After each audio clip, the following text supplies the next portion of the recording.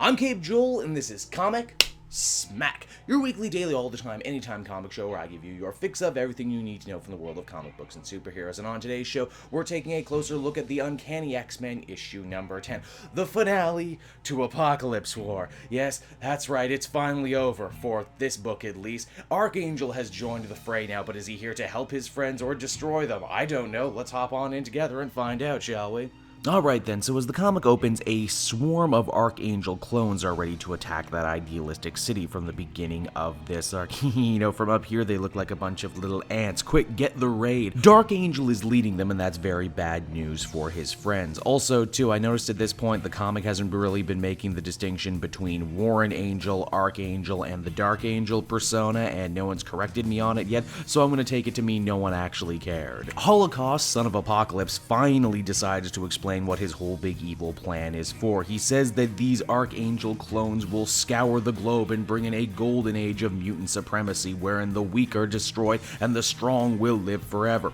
Also, too, you'll notice that I called him Holocaust here, but I've called him Genocide every other time. Yeah, turns out I was wrong, and yet again, no one corrected me until the last issue. Another perfect example of how much I'm sure people actually cared about this character and this story. Not like Holocaust is actually anything worth getting worked up for or anything, because Magneto totally kills the shit out of him single-handedly. Now, over in the sewers, in what will almost certainly be the much more important B-plot, Monad is still duking it out with her evil brother, M-Plate. Despite the fact that M-Plate totally mopped the floor with Monad and her team last issue, turns out she had the power inside her to defeat her evil brother all along. Well, okay, kinda, sorta, not really. She beats him, but it's really more of a stalemate because he leaves in her some sort of horrible virus thing that makes her like him with the weird mouth hands, and now she's gotta eat mutants and stuff. It's very strange. Psylocke decides that the only way to save Warren and everyone else is to use her psychic powers to enter his mind and try and put everything in order. As you can see, his mind is here manifested as a destroyed church with a giant statue of Apocalypse in the middle. Also, this guy was the real Warren and not a clone, despite the fact that they kept making allusions to the fact that maybe he was a clone, but no, he's totally real,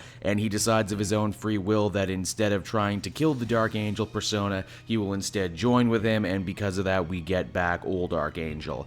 They don't explain what happened to all the other clones, though, that are running around. Maybe they just fell out of the sky, who knows. Archangel decides to take a vow of non-violence, which means Magneto's team lost their super special, awesome hunter drone, but hey, let's, start taking bets right now. How long do you think it's gonna be before Archangel starts fighting again? Psylocke is mad with Eric over the idea that he had both Phantom X and Mystique as kind of these Black Ops X-Men working for the team, although I don't know why she should care, because Magneto's already morally dubious. And I mean, in the Civil War tie-in book, if you're reading that, she left Magneto's team anyway, so this whole scene kind of falls flat, but yeah, that's the book, then it's over. Uncanny X-Men number 10 was the utterly joyless conclusion to an utterly uninspired event tie-in. The only thing that even kind of sort of saves it in my eyes is Ken Lashley's art. You can tell he had a lot of fun doing the scenes with all the different angels. All the problems get wrapped up ridiculously easy, but if nothing else, we now have the old Archangel back again, and there seems to be more stuff moving forward with